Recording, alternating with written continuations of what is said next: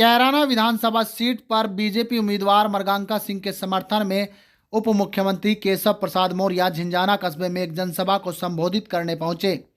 उन्होंने विपक्ष पर जमकर हमला बोला और कहा कि प्रदेश के सभी विपक्ष एक हो गए हैं, लेकिन यूपी में कमल खिलना तय है।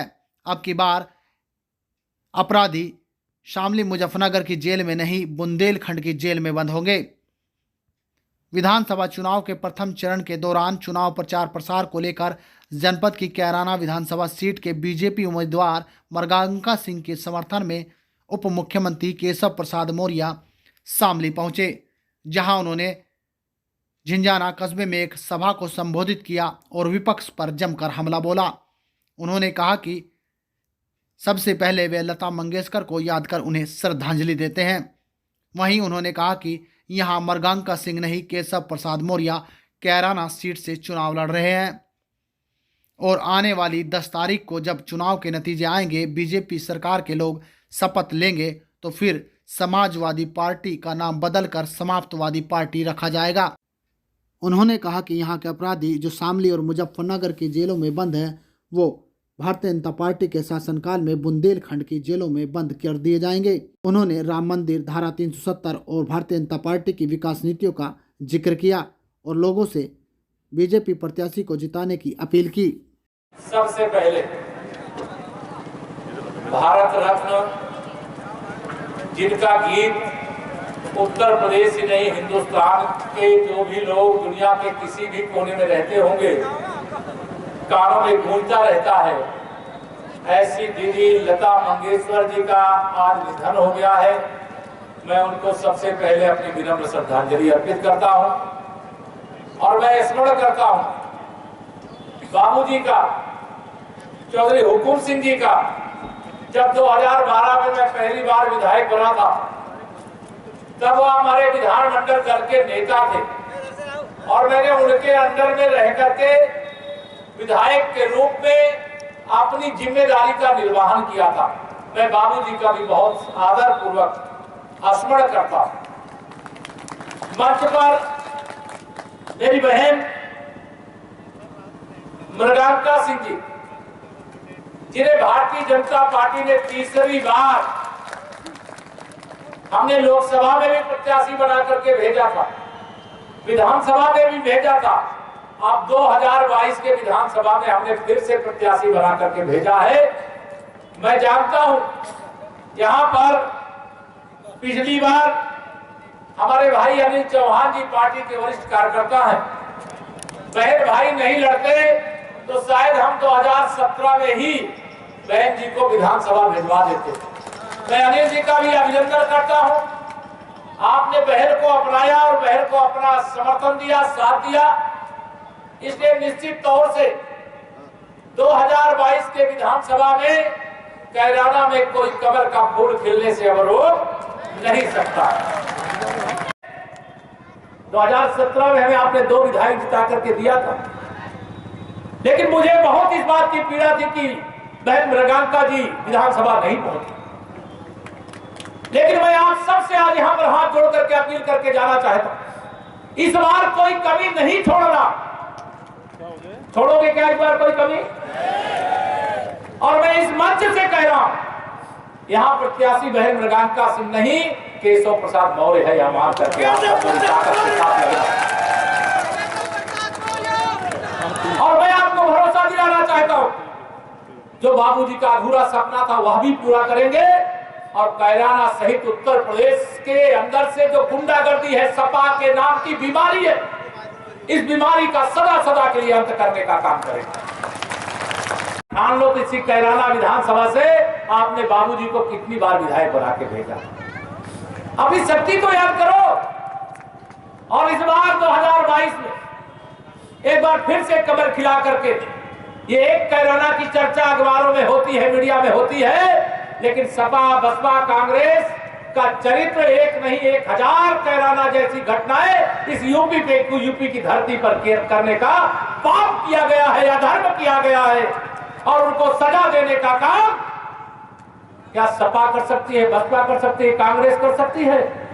उनको सजा देने का काम केवल और केवल और केवल भारतीय जनता पार्टी कर सकती है और वह सजा से बच नहीं सकते, जिन्होंने मेरे यूपी के लोगों को पलायन करने के लिए मजबूर किया, जो मेरे लोगों को धमकी देने का काम किया, जिन्होंने अपहरण का उद्योग चलाया, जिन्होंने दंगे करने का काम किया, जिन्होंने भ्रष्टाचार करने का काम किया, जिन्होंने गुंडागर्दी करने का काम किया। अब यह युग समाप्त हो गया है। और मैं आपको सबको यहां पर कहना चाहता हूं, यूपी के अंदर फिर भारतीय जनता पार्टी 300 से अधिक सीटें जीत रही है। मंच से आप याद रखना, 10 मार्च को वोटों की गिनती है। 10 मार्च को समाजवादी पार्टी का नाम बदल करके यह उत्तर प्रदेश की जनता समाप्तवादी पार्टी रखने वाली है, समाप्त कर देने वाली है। ये सारे विरोधी एक हो जाए। पिछली बार एक हुए थे, आप सब जानते हो। सारे विरोधी एक हो जाए, तब भी सपा एक हो गई, बसपा एक हो गई, कांग्रेस भी अंदर समर्थन दे रही थी, लोकदल भी उसमें शामिल था। आपने बताइए प्रदीप जी को यहां से विजयी बना करके भेजा कि नहीं लोकसभा में? भेजा है कि नहीं भेजा है? तो आपके अंदर तो ताकत है, आप भूल जाते हो। मैं तो केवल आपकी ताकत याद दिलाने के लिए आया।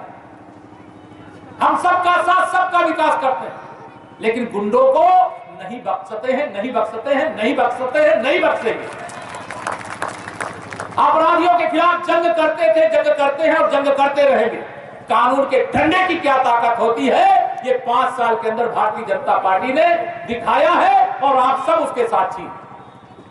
कैराना से यहां पर हम कमल नहीं खिला था, तभी यहां हमने विकास रुकने दिया है क्या? विकास का काम हुआ है कि नहीं हुआ?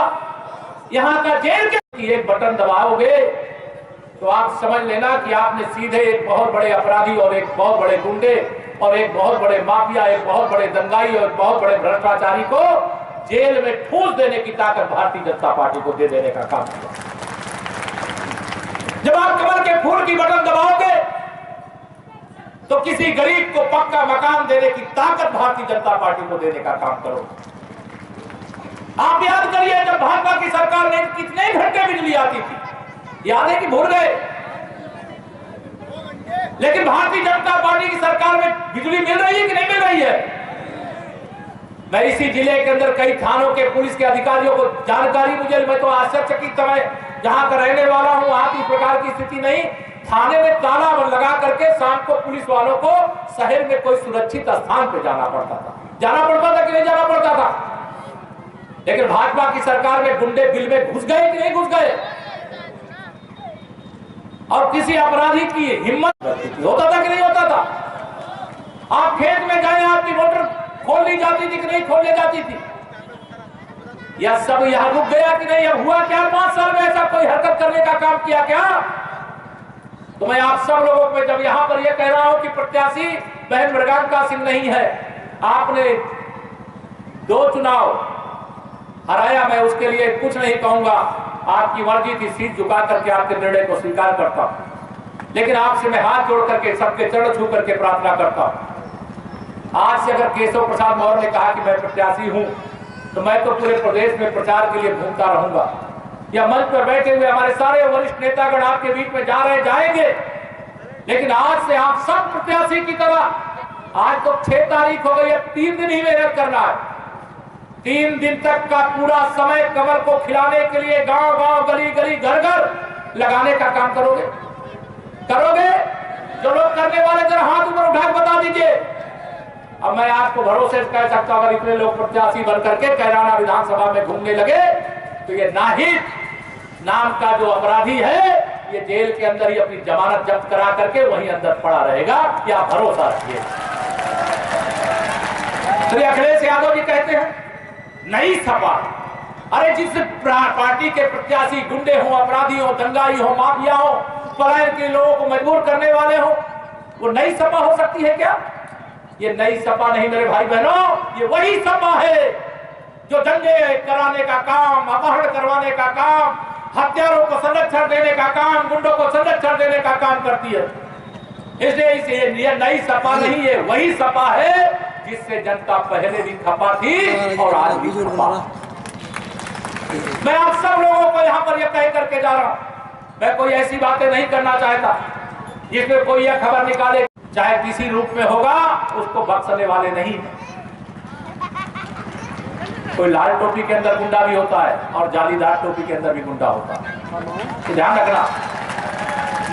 गुंडे के लिए मैं ये बात बोल रहा हूँ। कई बार लोग कहते हैं कि गुंडों के अलावा आप और लोग, मैं और लोगों के लिए नहीं बोल रहा हूँ, मैं गुंडों के लिए, अपराधियों के लिए, दंगबाजों के लिए मैं यह बात बोलता हूँ और बोल रहा हूँ। यह उत्तर प्रदेश है और उत्तर प्रदेश विकास के पथ पर आगे निकल गया। डबल इंजन की सरकार ने क्या किया है ये दुनिया ने देखा है, देश ने देखा है। हमने हर मामले में नंबर 1 का स्थान अर्जित करने का काम किया। हमारा प्रदेश विकास के पथ पर आगे बढ़ रहा है और आगे बढ़ाने के लिए मैं आप सब लोगों से यहां पर यही निवेदन करके, चूंकि बहुत देर से आप बैठे हैं, आज लखनऊ का मौसम खराब था, मेरा जहाज करीब 3 घंटे देरी से हुआ, इसे आपके बीच में पहुंचने में मुझे बहुत विलंब हो गया। मैं इसके लिए आप सबसे क्षमा भी चाहता हूं, लेकिन आप सबसे मैं एक बार फिर से यही अपील करता हूं, 10 मार्च के बाद मैं चाहता हूं विजय उत्सव मनाने के लिए आप मुझे फिर बुलाएं। फिर यह मैदान तो छोटा पड़ जाएगा, कोई बड़े मैदान में आप सबके साथ। तब चुनाव आयोग के द्वारा कोरोना के संकट के कारण से कोई आचार संहिता नहीं रहेगी, सरकार तो भाजपा की ही बनेगी, ये आज विपक्ष भी जानता है। इसलिए मैं पूरे यूपी में नारा लगाता हूं कि इस बार के चुनाव में 100% वोटों में से 60% वोट हमारा है, 40% वोटों में बंटवारा है और बंटवारे वाले वोट में भी हमारा है। क्योंकि हमने सबका साथ सबका विकास किया, कोई भेदभाव नहीं किया। अगर हमने सबका साथ सबका विकास किया, ईमानदारी के साथ किया है, तो मैं सबसे आशीर्वाद भी मांगता हूं इस कार्यक्रम के माध्यम से, और मुझे विश्वास है सबका आशीर्वाद मिलेगा। घर से भले वो चल के निकलेगा कि मैं साइकिल का बटन दबाऊंगा, लेकिन जब ईवीएम मशीन के पास पहुंचेगा तो हमारी किसी योजना का अगर उसे लाभ मिला है तो वो कमल के फूल की बटन दबाने का काम करेगा। दबाएगा कि नहीं दबाएगा बताइए? इसी को आंख दिखाने का काम करे तो आप, यही पुलिस है, यही पुलिस के जवान है, केवल आपने कमल खिला दिया, केवल इतना अंतर हुआ। गुंडों की गुंडई सदा सदा के लिए समाप्त करने का काम भारतीय जनता पार्टी ने करने का काम।